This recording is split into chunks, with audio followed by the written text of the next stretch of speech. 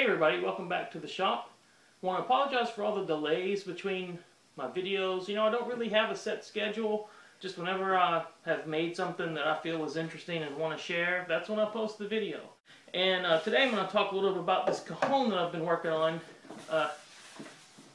You can kind of see it here. I haven't stained it yet.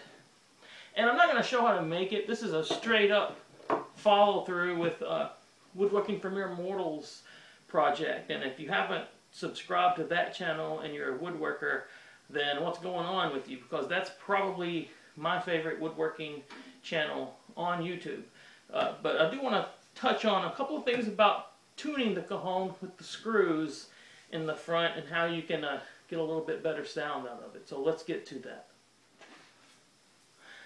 Now, because I haven't stained this yet, I have not installed the snare wire because I'm going to have to disassemble this whole thing, which requires the locking mechanism that I've made, just like Steve did. I used the other locking bolt over there, nut or whatever, and I made those out of wood. You can't install these.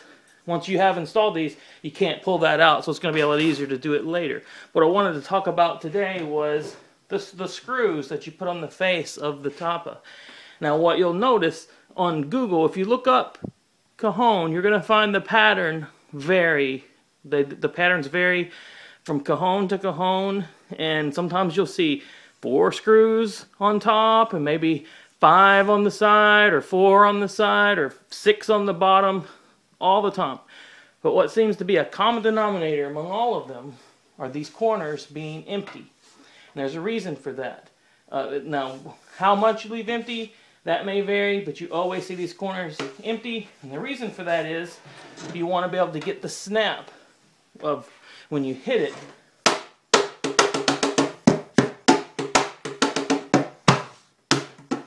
I'm not a drummer, but I'm still just trying to demonstrate that most cajons, I think most people are tightening their screws up as tight as they can everywhere, but you actually want that little gap there. You want that play. You can see, let me get a little closer. You can see I intentionally left it where there's a little bit of gap there, and the screws, you could back those out just a little bit, or you could make you could pre-drill the hole on the tapa only, just a little too big, so it glides. What I chose to do, was instead of using the screws that are threaded all the way to the head, I went and I also bought some slotted screws, which are, I don't know if you can see that, slightly, there you go, slightly smooth on the side.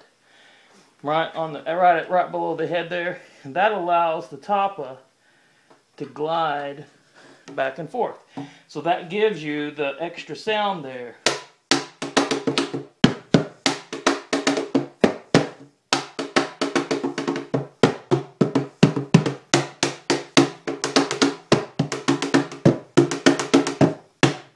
And with the snare, I'm hoping that'll sound really great. So there you go.